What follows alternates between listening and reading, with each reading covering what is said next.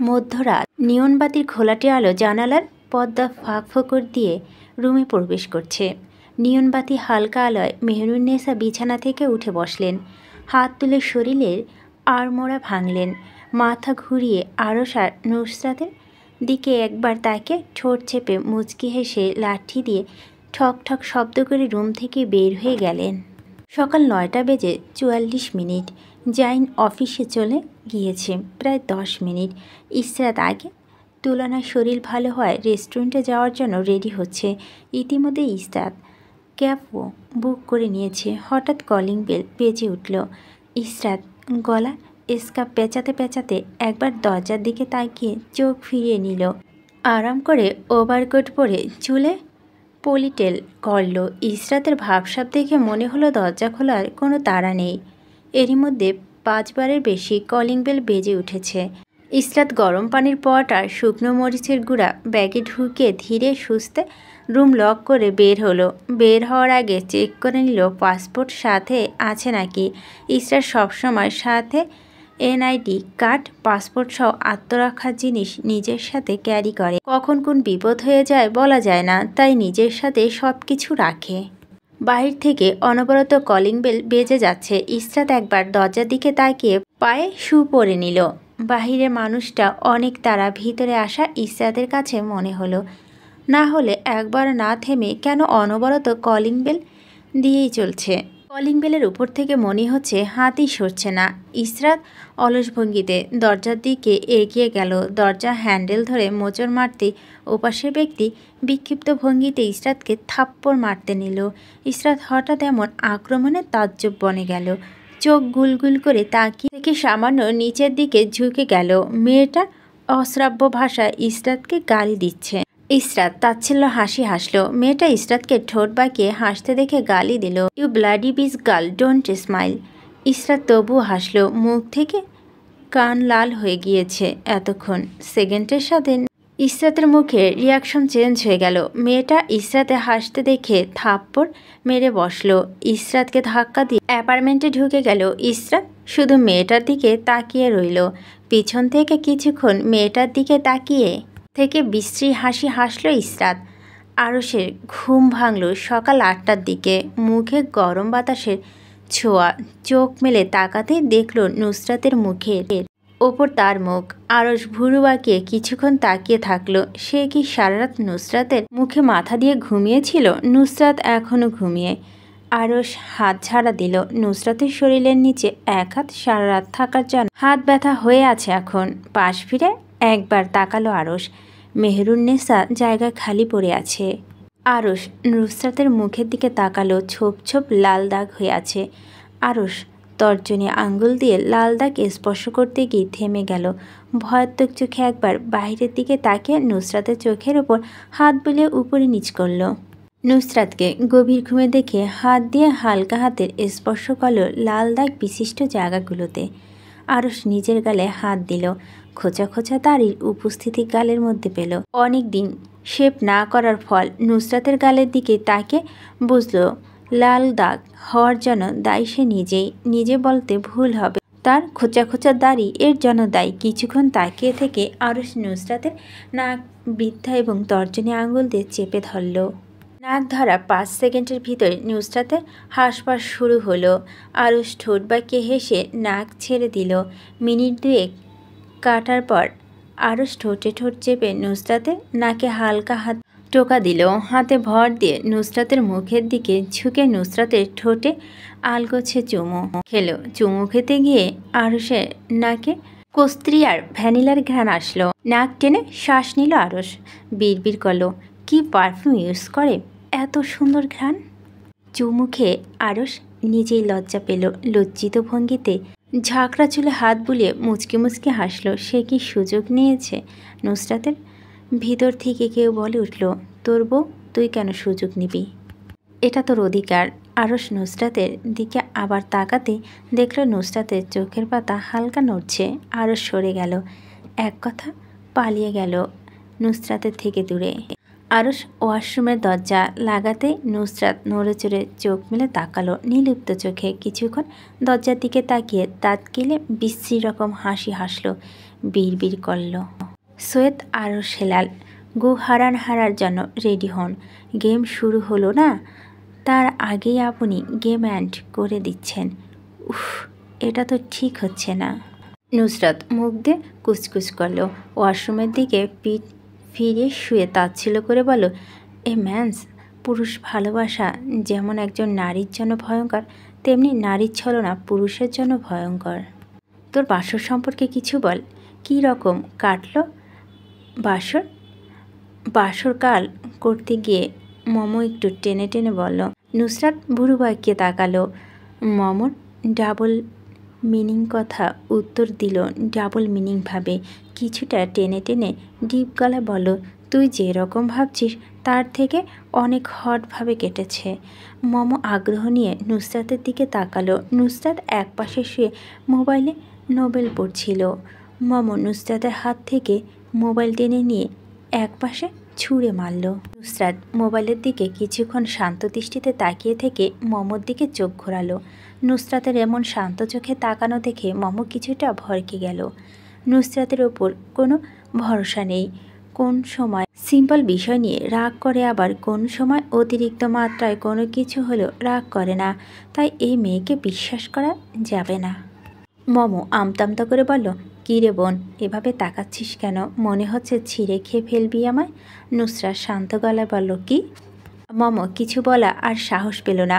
মুখ লটকে চোখ অন্যদিকে ফিরিয়ে বলল, কিছু না। নুসরাত এবার উচ্চ স্বরে হেসে উঠল। মমো নুসরাতের দিকে রাগ করে তাকালো না। নুসরাত হেসে এসে বলল, বল কি বলবি? মমো মুখ ঘুরিয়ে রাখল, কথা বলল না। নুসরাত নাক মুখ বিকৃতি করে বলল, ন্যাকামি করবি না। তোদের মতো বুড়ো মেয়েদের ন্যাকামি করতে দেখলে ইচ্ছে করে পশ্চাৎ দেশে লাথি মেরে সৌরজগতে পাঠিয়ে দিই। বুড়ো হয়ে যাচ্ছে, এখনও ঢং করছে বাচ্চাদের মতো করে। তোর তুলনায় বাচ্চারা তো আরও বেশি ম্যাচিউর। মমো নুসরাতের কাছ থেকে বিন্দুমাত্র পাত্তা না পেয়ে মুখ লটকে এসে নুসরাতের পাশ ঘেঁষে শুয়ে পড়ল। মমো শোয়ার মিনিট 3 কাটার পর নুসরাত বলল, দূরে গিয়ে শো পড়, আমার সাথে লেগে শুবি না, আমার কি রকম লাগে। মমো এবার চেতে গেল, নুসরাতকে দু হাতের মধ্যে বন্দি করে শুয়ে পড়ল। নুসরাত মমোর কাছ থেকে সরার চেষ্টা করলো। মমো ছাড়ল না নুসরাতকে। নুসরাত ধীরে ধীরে হাত তুলে মমোর টি শার্টের ওপর থেকে ইনারের ফিতা চেপে ধরে টেনে ধরল। 2 সেকেন্ড ইনারের ফিতা ধরে রেখে ঠাস করে ছেড়ে দিল। মমো চিৎকার করে উঠল, ব্যথা পাইছি। আম্মু গো, তুই আমার লজ্জা হরণ করতে চাইছিস? স্যার বলছি। না, এখন ছাড়বো কেন? আয়, জড়িয়ে ধর আমায়। তোর না শখ আমাকে জড়িয়ে ধরা? আয় আয়। নুসরাতকে ধাক্কা দিয়ে মমো উঠে বসলো। নুসরাত ছেলেদের মতো চোখ বাঁকিয়ে মমোর শরীরের ওপর থেকে নিচের দিকে তাকালো। এক চোখ ছোট করে মমোর বুকের দিকে তাকিয়ে ঠোঁট বাঁকিয়ে হাসলো। চাও চাও, আরশ ভাইয়া একটা ছেলেরূপী মেয়েকে বিয়ে করে নিয়েছে। একজন মেয়ের লজ্জা হরণ করতে তো লজ্জা লাগলো না? কি মেয়ে রে বাবা! আমি তো সন্দেহিত, তুই না। আবার আরশ ভাইয়া ভার্জিনিটি হরণ করে নিয়েছিস। নুসরাত আবার ঠোঁট বাঁকিয়ে হাসল। ভুরু নাচিয়ে মমোর দিকে হাত বাড়িয়ে তাকালো। মমো নুসরাতের থেকে কিছুটা গুলুমুলু হওয়ায় নুসরাতের হাত চেপে ধরে নুসরাতকে উল্টে ফেলে দিল বিছানার উপর। মমো নুসরাতের হাত পৃষ্ঠদেশে চেপে ধরল। নুসরাত চিৎকার করে উঠল। হাত ছাড়ানোর চেষ্টা করে মমোর উদ্দেশ্যে বিশ্রী গালি ছড়ে দিল, এই শালি স্যার, একবার ছাড় দেখবি কি করি। থাপড়ে তোর চেহারার নকশা বদলে দিব। বড় বোনের ওপর অত্যাচার করছিস? তোর থেকে 2 মাস 2 দিনের বড় আমি। নুসরাতের চিৎকার শুনে আরশ রুম থেকে দৌড়ে বের হলো। ইরহামের রুম দিক থেকে চিৎকার শব্দ আসছে বলে তাড়াতাড়ি পা চালিয়ে ইরহামের রুমের দিকে এগিয়ে গেল। মমো নুসরাতের ওভারসাইজ টি শার্টের ওপর দিয়ে পিঠে কিছু খুঁজল। নুসরাতকে অতিরিক্ত নড়াচড়া করতে দেখে এক হাত দিয়ে নুসরাতের হাত পৃষ্ঠদেশে চেপে নিজের 2 পা তুলে আরাম করে নুসরাতের পিঠের ওপর বসল। তোর জামাইয়ের ছায়ার ওপর বসেছিস শালি, নাম। ব্যথা পাচ্ছি তো। এরকম গন্ডারের মতো শরীর নিয়ে আমার মতো অবলা নারীর ওপর উঠে বসছিস কেন? আমার মতো অবিবাহিত নারীকে মেরে ফেলতে চাচ্ছিস, তাই না? আমি কিন্তু এখনও বিয়ে লাড্ডু খাইনি। বই নাই মাজা। আমি মরার আগে আমার ভবিষ্যৎ বাচ্চাদের জন্য হলো নেমে যা। মমকে পিঠ থেকে নামতে না দেখে নুসরাত নিচের দিক থেকে পা তুলে মমকে লাথি মারতে নিল, কিন্তু পারল না। মম নুসরাতের পিঠে ইনারের ফিতা খুঁজতে লাগলো। ফিতা খুঁজে না পেয়ে ভুরু কুঁচকে গেল। বিভ্রান্ত হয়ে বলল, তোর ইনারের ফিতা কোথায়? নুসরাত দাঁত কেলে হাসলো। মম পিঠের ওপর বসার শ্বাস টেনে ফেলে বলল, ইনার থাকলে না ফিতা পাবি। মম হতবিলম্ব হয়ে কথা বলার ভাষা হারিয়ে ফেলল। নুসরাতের দিকে চোখ বড় বড় করে তাকিয়ে বলল, মানে কি ভাই? নুসরাত সুযোগ নিল মমর অন্যমনস্ক থাকার। হাত টান দিয়ে ছুটিয়ে নিয়ে এসে মমকে পায়ের সাথে পা চেপে উল্টে ফেলে দিল বিছানায়। নুসরাত শোয়া থেকে উঠে বসে কোমর চেপে ধরল। হাত তুলে শরীর আড়মোড়া ভেঙে চুলে হাত খোপা করতে করতে বলল, আমি ইনার পরি না। দরজার বাইরে থেকে আরশ গলা ফাটিয়ে অবাক গলায় জিজ্ঞেস করল, কি? নুসরাত আর মম একসাথে দরজার দিকে ফিরে তাকালো। মম এক আকাশ সমান লজ্জা নিয়ে রুম থেকে বারান্দায় পালালো।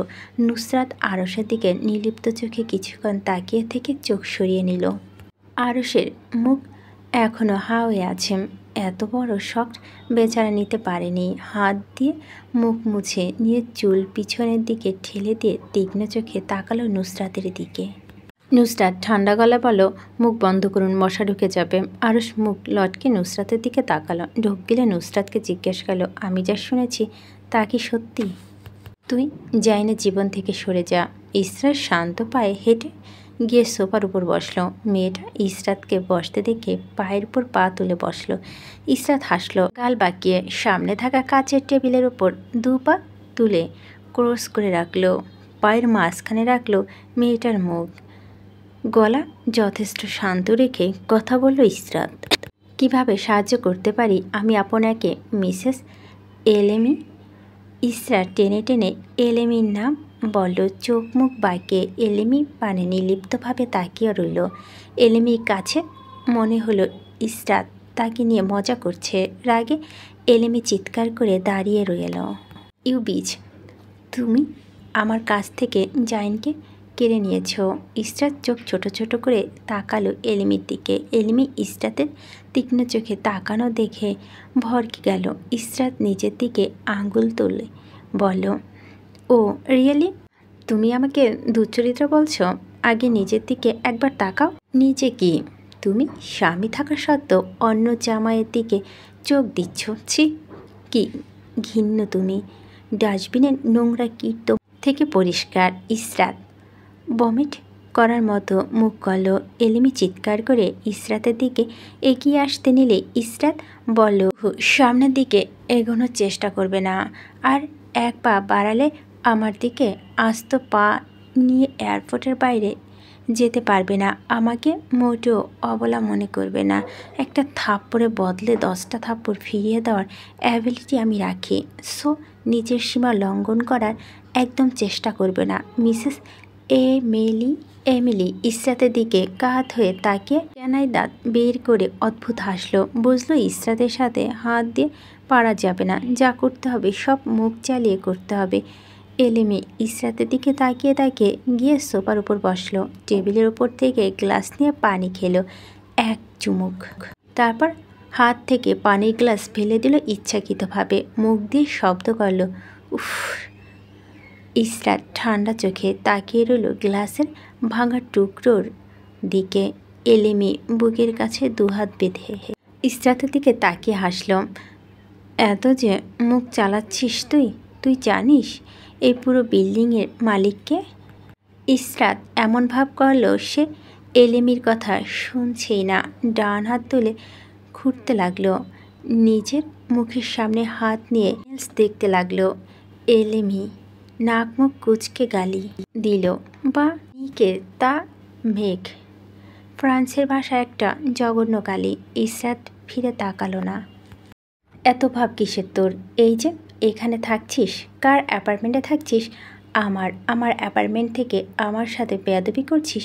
তোর বাপ মা এই যোগ্যতা নেই তোকে একটা অ্যাপার্টমেন্ট কিনে দেওয়ার। তো সম্মানহীন মেয়ে, তোর কি সেই পরিমাণ অর্থ নেই একটা অ্যাপার্টমেন্ট কেনার? আচ্ছা যা, আমি তোকে কিনে দেব একটা অ্যাপার্টমেন্ট। শুধু তুই জাইনকে ছেড়ে দিবি। ইসরাত পা থেকে জুতা খুলে এলিমির দিকে ছুঁড়ে মারল। জুতা এলিমির মাথা 0.01 জায়গার ওপর দিয়ে চলে গেল। কাচের টেবিলে লাথি মেরে উল্টে দিল। ইসরাত ভদ্রতা না দেখে বলল, কি বলছিলি? আবার বল। আমার বাপ মাকে নিয়ে তোকে কথা বলতে না বলেছি না একবার? তারপর তুই তাদের টানিসে সব বারবার। ইসরাত চিৎকার করে বলল, তোর জাইনকে চাই না, যা নিয়ে যা। Go to hell with your ফ্যাকিং Zain. আর তোর অ্যাপার্টমেন্টে আমি গুষ্টি কিলাই। এরকম হাজার হাজার অ্যাপার্টমেন্ট কিনতে আমার মিনিট লাগবে না।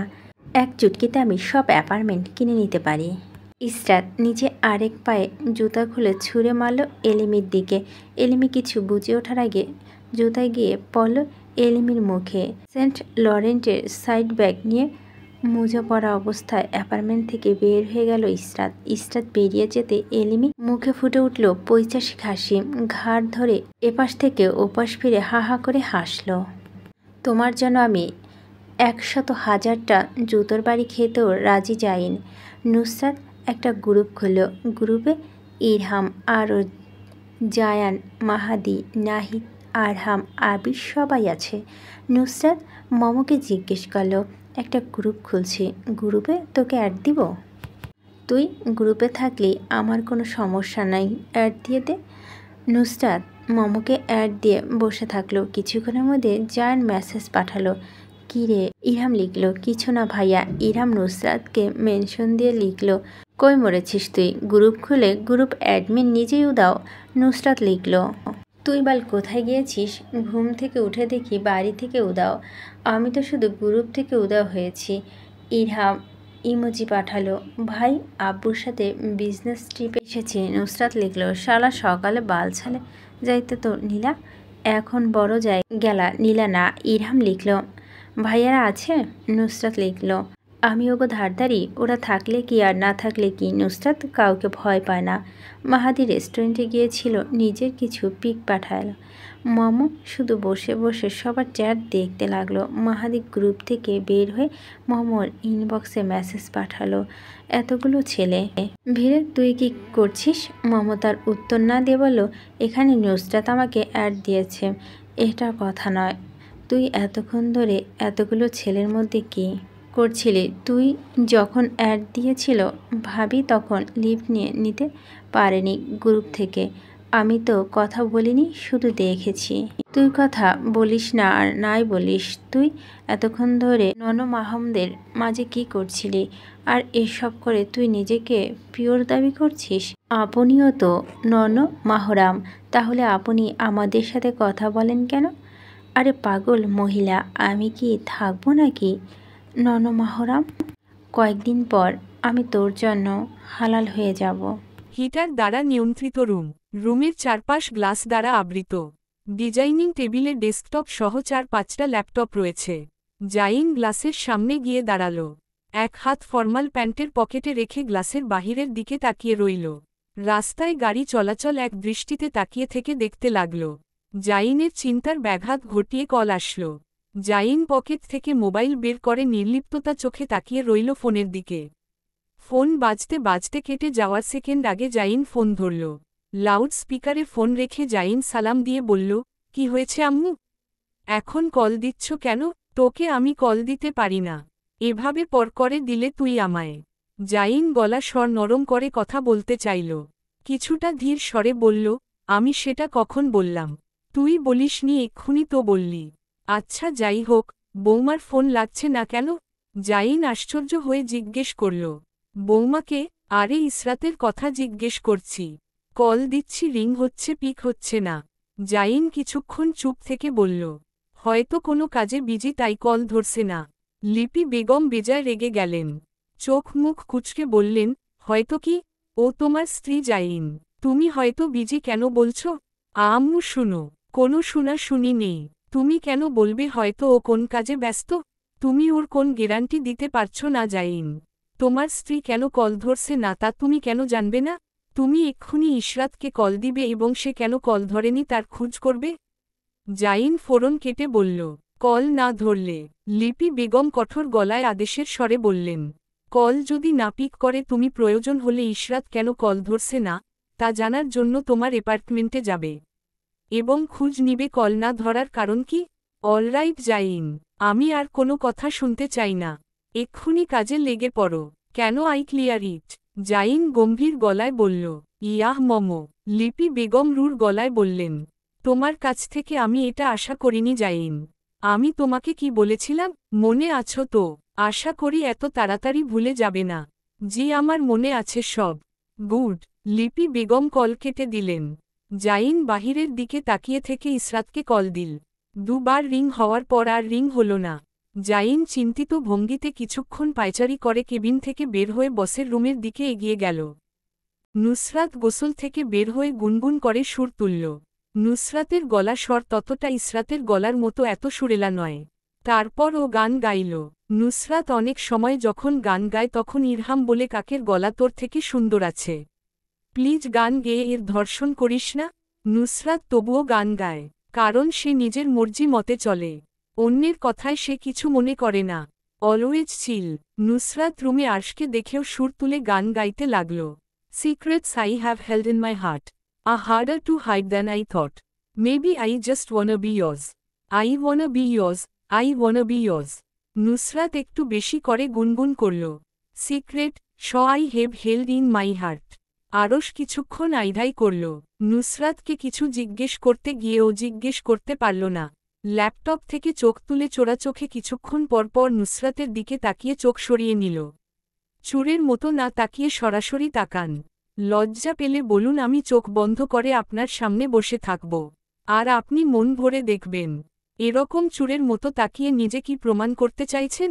আপনি চুর। আরশ গলা পরিষ্কার করে নিয়ে বিব্রতবোধ একপাশে ফেলে নুসরাতকে জিজ্ঞেস করল, কি এমন গোপনীয়তা যেটা তুই তোর হৃদয়ে লুকিয়ে রেখেছিস? নুসরাত চোখ দিয়ে হাসল। ভিজে চুল থেকে টাওয়াল খুলতে খুলতে আরশের দিকে এগিয়ে আসল। আরশের পিছন থেকে হালকা ঝুঁকে নুসরাত ফিসফিস করে বলল, সেটা তো বলা যাবে না।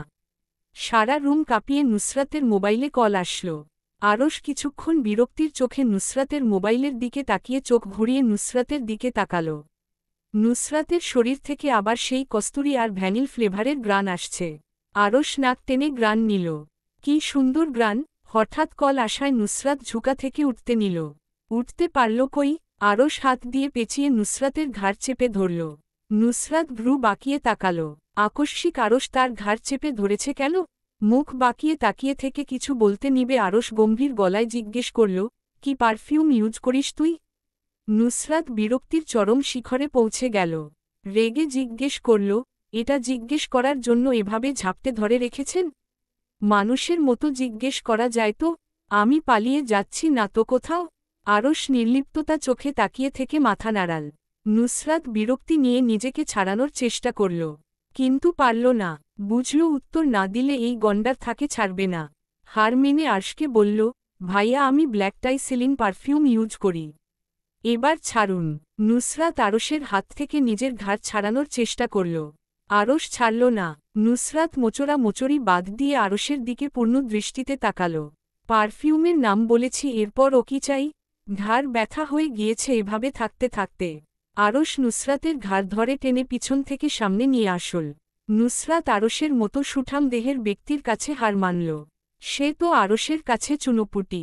চুপচাপ তাকিয়ে রইল ঘাড় বাঁকিয়ে আরশের দিকে। আরশ গম্ভীর গলার সাথে কিছুটা শান্ত গলা অ্যাড করে বলল, আমি তোর ভাইয়া? নুসরাতের মনে হয় ঠোঁটের আগায় উত্তর ছিল। আরশের প্রশ্নের সাথে সাথে বলল, আপনি আমার ভাইয়া না তো কি? কে বলেছে আমি তোর ভাইয়া? নুসরাত ঠোঁট বাঁকিয়ে শয়তানি হাসি হাসল। আপনি ভাইয়া না হলে কি আমার চাচা? আরশ বিকট শব্দে চিৎকার করে বলল। কি? আরশের হাত কিছুটা ঢিলে হতেই নুসরাত হাতের নিচ দিয়ে বের হয়ে গেল। ফোনের কাছে গিয়ে দেখল 10+ মিসকল ইসরাতের নাম্বার থেকে। ঝটপট কল ব্যাক করল। নুসরাত হ্যালো বলার আগেই ইশরাত ওপাশে থেকে বলল, লাউড স্পিকারে কল থাকলে ফোন সাউন্ড কমিয়ে নে, আর ভাইয়া রুমে থাকলে ব্লুটুথ কানেক্ট কর, ইম্পর্ট্যান্ট কথা আছে। ফাস্ট নুসরাত। নুসরাত পুরো রুম তন্ন তন্ন করে খুঁজেও ব্লুটুথ খুঁজে পেল না। শব্দ করে ডাকিয়ে রুম থেকে বের হয়ে বারান্দায় চলে গেল। গ্লাস ভালো করে লাগিয়ে বারান্দায় রাখা বাঁশের বেত দিয়ে তৈরি চেয়ারে বসে হ্যালো বলতেই ইশরাত সব খুলে বলতে লাগল। আরশ ল্যাপটপ থেকে চোখ তুলে তাকিয়ে রইল স্লাইডিং ডোরের দিকে। ফোনে কথা বলতে বলতে নুসরাতের ভাবভঙ্গি বারবার পরিবর্তন হচ্ছে। একবার পায়ের নখ দিয়ে টাইলস খুঁড়ছে তো একবার হাতের নখ কামড়াচ্ছে। কিছুক্ষণ পর পর আবার ঠোঁট কাঁপছে। কান্নায় নয়, রাগে। ঠোঁটে ঠোঁট চেপে নুসরাত চিৎকার করে উঠল। নুসরাতের চিৎকারে আরশের মনে হলো কানে তালা লেগে গিয়েছে। অবাক দৃষ্টিতে কিছুক্ষণ তাকিয়ে রইল। আরশকে অবাক করে নুসরাত দাঁত কিরমিরিয়ে চিৎকার করে বলল, তুমি ওখানে বসে বাল করছিলে? হাত চালাতে পারোনি? এখন সব বাল হয়ে যাওয়ার পর বোনের কথা মনে পড়ছে। এই তুমি ওখানে কি করছিলে? আঙুল চুষছিলে বসে। এখন কি করবে ভেবেছ কিছু? না, কিছু ভাবিনি। আর তুই চিৎকার করছিস কেন? তোর চিৎকারে পুরো বাড়ির মানুষ চলে আসবে। তোর রুমে আসতে কথা বল। এখন কি ভেবেছিস? ঝটপট বল। ইশরাত মিনমিন করে বলল, এখনও কিছু ভাবিনি। নুসরাত বিশ্রী গালি দিয়ে উঠল, এইসব করো শালি। কি বইলা দিছি? কেউ তেরি বেরি করলে এক চটকানা দিয়া কান লাল কইরা দেওয়ার জন্য। তোমারে আইসা অপমান কইরা তোমারে তোমার বাসা থেকে বাইর কইরা দে আর তুমি শালি আঙুল চোষো। আত্মসম্মান বোধ দেখানো বের করছি তোমার। এখন ফোন রাখো, পরে কিছু ভেবে কল করব। আর শুন, যেখানে আছিস সেখানে স্টে কর। আমি ভাবছি কি করা যায়। যে বাসা থেকে বের হয়েছিস আর ওই বাসায় ফিরে যাবি না। আমি কিছু ভেবে জানাচ্ছি। নুসরাত ফোন কেটে দিয়ে বারান্দায় কিছুক্ষণ বসে নখ খুঁটল। তারপর রুমে এসে ঠাস করে বিছানায় শুয়ে পড়ল। মাথা ব্যথায় সবকিছু অন্ধকার দেখছে। বিছানায় শুতেই মনে হলো নুসরাতের পুরো দুনিয়া দুলে উঠছে। হাত দিয়ে খামচে ধরল বেডশিট। চোখ বুজে কিছুক্ষণ ওভাবে পড়ে রইল। আধ ঘন্টা পরে আবার উঠে বসল নুসরাত।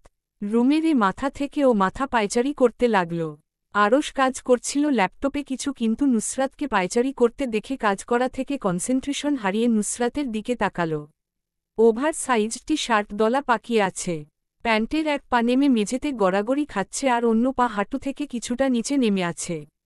চুলগুলো বরাবরের মতো দলা পাকিয়ে মাথার মাঝখানে খোপা করে রেখেছে।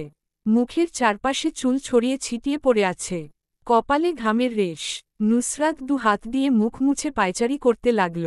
আরশের চিন্তার ব্যাঘাত ঘটিয়ে রুমে আসলো আহান। গলা ফাটিয়ে চিৎকার করে বলল, মেজো আপি। নুসরাত ফিরে তাকাতে পারল না। তার আগেই আহান চিৎকার করে বলল, আই লাভ ইউ আপি। আরশ রসগোল্লার মতো চোখ বড় বড় করে নিল। নুসরাত আহানের পানে তাকাতেই আহান এসে নুসরাতের পেট জড়িয়ে ধরল। আরশ ধমকে উঠল আহানকে, আই লাভ ইউ এসব কোথায় থেকে শিখেছিস? আহান অবাক হয়ে বলল, কেন, তুমি ও কি শিখতে যাবে ভাইয়া? চুপ, এসব কথা যেন আর না শুনি। তুই জানিস এর অর্থ কি? হ্যাঁ জানি তো। দেখি বল তো। আই লাভ ইউ অর্থ আমি আপিকে ভালোবাসি। তুই কেন ভালোবাসবি ওকে? কারণ আমি আপিকে ভালোবাসি, তাই ভালোবাসি, আর এই কারণেই ভালোবাসি। তোমার কি হয়েছে? আপিকে আই লাভ ইউ বললে? তুই আমার বউকে আই লাভ ইউ বলবি কেন? আহানের কথা আরশের মুখ হা হয়ে গেল। তোমার বউ মানে তো আমারও বউ। এই তুই আমার বউকে নিজের বউ বলছিস কেন? আপি আমার বউ, তাই বলছি। তোকে কে অধিকার দিয়েছে আমার স্ত্রীকে তোর বউ বলার? আহান গালে হাত দিয়ে কিছুক্ষণ ভাবল। কিছু মনে হওয়ার পর বলল, আপি নিজেই বলেছে একদিন আপি আমাকে বিয়ে করবে, আমার বউ হবে। আরশ ভেংচি কেটে বলল, বললেই হলো। তুই কত খাটো দেখ ওর তুলনায়। তোর সাথে যায় ওর। আহান নুসরাতের দিকে মাথা তুলে তাকাল। আহানের কাছে মনে হলো নুসরাত একটু বেশি লম্বা। এত লম্বা হতে কে বলেছিল? গালে হাত দিয়ে কিছু ভেবে চেয়ার টেনে নিয়ে আসল। নুসরাতের পাশে চেয়ার রেখে দাঁড়িয়ে গেল। তারপর ও 3 কি 4 ইঞ্চির ডিফারেন্স থেকে গেল। এই দেখো, আমি আর আপু সেম সেম। এখন আমি আর আপু স্বামী স্ত্রী। তুমি থার্ড পারসন, তাই আমাদের স্বামী স্ত্রী রুম থেকে বের হও। নুসরাত চুপচাপ কিছুক্ষণ দুজনের দিকে তাকাল। আহানের দিকে তাকিয়ে হালকা হেসে গালে ঠেসে চুমু খেয়ে বলল, হয়েছে, আর ঝগড়া করতে হবে না। যা, আমি তোর বউ। আহান ভাব নিয়ে নিজের গেঞ্জির কলার ঠিক করল। আরশকে জিহ্বা বের করে ভেঙ্গিয়ে বলল, দেখো, আমার বউ আমাকে চুমু খেয়েছে। তোমাকে খেয়েছে কোনোদিন? হু। নুসরাত হাসল এবার শব্দ করে। নুসরাত কিছু বুঝে উঠার আগেই আরশ এক হাতে নুসরাতের কোমর চেপে ধরে টেনে নিয়ে আসল। আহানের দিকে গম্ভীর চোখ তাকিয়ে চোখ ফিরিয়ে নিল। নুসরাত কিছু বলার পূর্বেই নুসরাতের কথা আটকে দিয়ে আরশ নুসরাতের গলার ভাঁজে চুমু খেল। নুসরাতের পুরো শরীর শিরশির করে উঠল। আরশের চুমু খাওয়ার সময় গলায় দাড়ির খোঁচা লাগল নুসরাতের গালে। চোখ মুখ বড় বড় করে নুসরাত আরশকে ছুটাতে চাইল, আরশ ছাড়ল না। আহান দুজনের দিকে কিছুক্ষণ তাকিয়ে গলা ফাটিয়ে চিৎকার করে উঠল। এক দৌড়ে আরশের রুম থেকে বের হয়ে সেকেন্ডের ভিতর পুরো বাড়িতে খবর ছড়িয়ে দিল আরশ ভাইয়া নুসরাত আপিকে জোর করে ধরে গলায় কামড় মেরে দিয়েছে। যেভাবে নুসরাত আপি তার গালে কামড় মারে, আর নুসরাত আপি তাকে ছোটানোর চেষ্টা করছে, কিন্তু আরশ ভাইয়া নুসরাত আপিকে ছাড়ছে না। সবাইকে ঝাপটে ধরে ধরে বলল, এইভাবে ধরেছে ভাইয়া আপুকে।